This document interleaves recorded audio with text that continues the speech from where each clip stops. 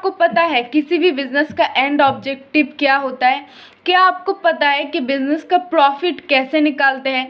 क्या आपको पता है कि फाइनेंस मैनेजमेंट कैसे करते हैं अपने बिजनेस में? क्या आपको पता है कि 24 सीक्वेंशियल स्टेप्स क्या होते हैं एक स्टार्टअप में, एक बिजनेसमैन के लिए?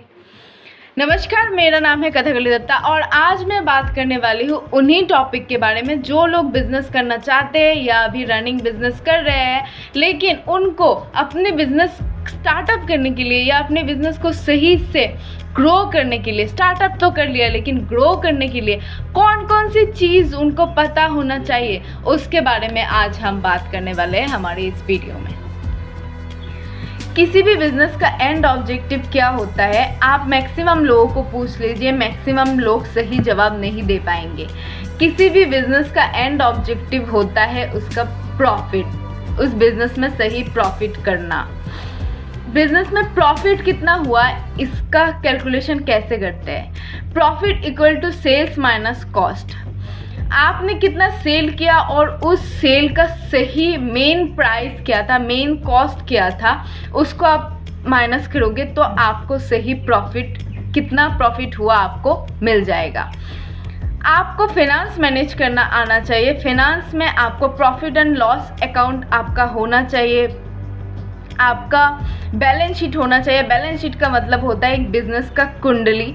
फिर profit and loss account and balance sheet दोनों मिला के होता है कैश फ्लो स्टेटमेंट, किसी भी बिजनेस का कैश फ्लो स्टेटमेंट। ओके, साथ ही साथ आपका डेब्ट मैनेजमेंट करना भी आपको आना चाहिए। देखिए, किसी भी बिजनेस में उधार लेना एक नॉर्मल सी बात है। आप अगर एक बिजनेसमैन हो तो आपको उधार लेना पड़ेगा, लेकिन उस उधार कितना अमाउंट हमें उधार लेना चाहिए, कितने टाइम तक के लिए लेना चाहिए, कितने टाइम में रिटर्न कर देना चाहिए, रिटर्न करने के लिए आपको क्या करना पड़ेगा, ये सब कुछ मैनेजमेंट करना, इसे कहते हैं डेब्ट मैनेजमेंट। एक डेब्ट मैनेजमेंट करना आपको आना चाहिए।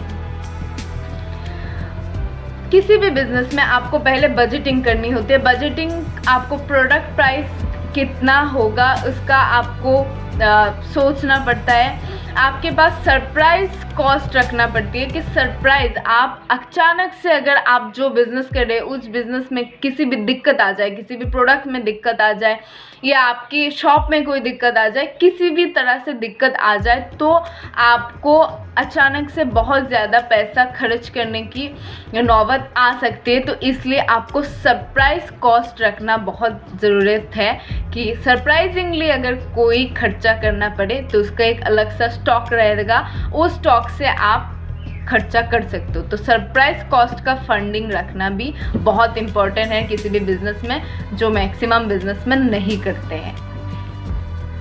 आपको पता है 95% स्टार्टअप इंडिया में फेल हो जाता है because of lack of practical business knowledge, और साथ ही साथ वो बिजनेस का जो 24 सीक्वेंशियल स्टेप्स होते हैं उनको अवॉइड कर देते हैं, उनके बारे में उनको पता ही नहीं है।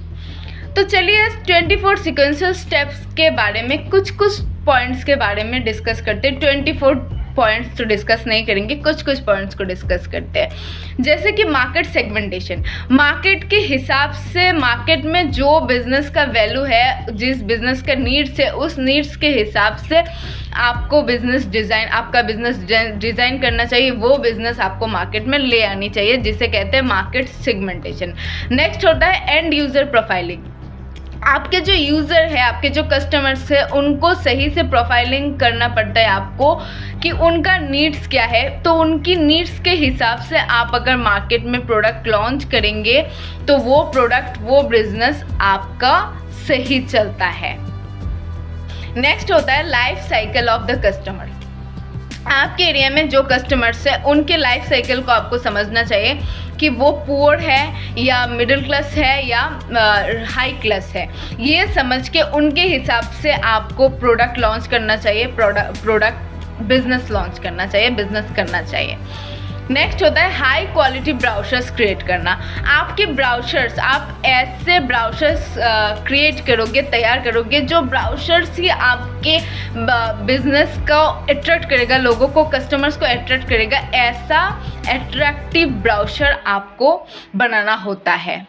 नेक्स्ट है identifying the core of the startup. आपके जो स्टार्टअप है, आपके जो स्टार्टअप होगा, उसके कोर को आपको आइडेंटिफाई करना चाहिए। कोर को आइडेंटिफाई करके फिर आपको स्टार्टअप करना चाहिए। ऐसा नहीं होना चाहिए कि आज कुछ एक चीज़ स्टार्टअप कर दिया, कल दूसरा स्टार्टअप कर दिया। आपको पहले आपके स्टार्टअप का बैकबोन को समझना पड़ेगा, और बैकबोन को समझने के लिए पहले आपको मार्केट समझना पड़ेगा, पहले आपको कस्टमर समझना पड़ेगा, फिर आप इसका एक बैकबोन तैयार करके फिर आप बिजनेस लॉन्च करोगे, मार्केट में रन करोगे। एंड नेक्स्ट होता है how to decide the pricing of the product. एक प्रोडक्ट का प्राइसिंग, आपको सही प्राइसिंग डिसाइड करना पड़ता है आपके मार्केट के हिसाब से, आपके कस्टमर्स के हिसाब के।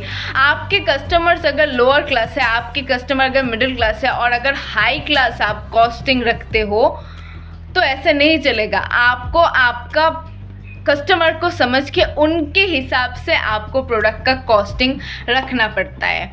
तो ये सारे कुछ 24 स्टेप में ये सारे 5-6 स्टेप्स थे जिनको आपको फॉलो करना चाहिए, और बाकी स्टेप्स रह गया है। ये सारी टिप्स अगर आपके पास है, आप जानते हो, तो ही आप बिजनेस स्टार्टअप कीजिए। और अगर आप नहीं जानते हो तो आपको पहले सीख लेना चाहिए। अगर नहीं सीख के स्टार्ट करेंगे तो ऑब्वियसली कुछ ही दिन जाके आपको आपका दरवाज़ा, आपका बिजनेस बंद करके आपको घर वापसी जाना पड़ेगा। और अगर सब कुछ सीख के आप मार्केट में आएंगे तो आपको कभी वापसी नहीं जाना पड़ेगा।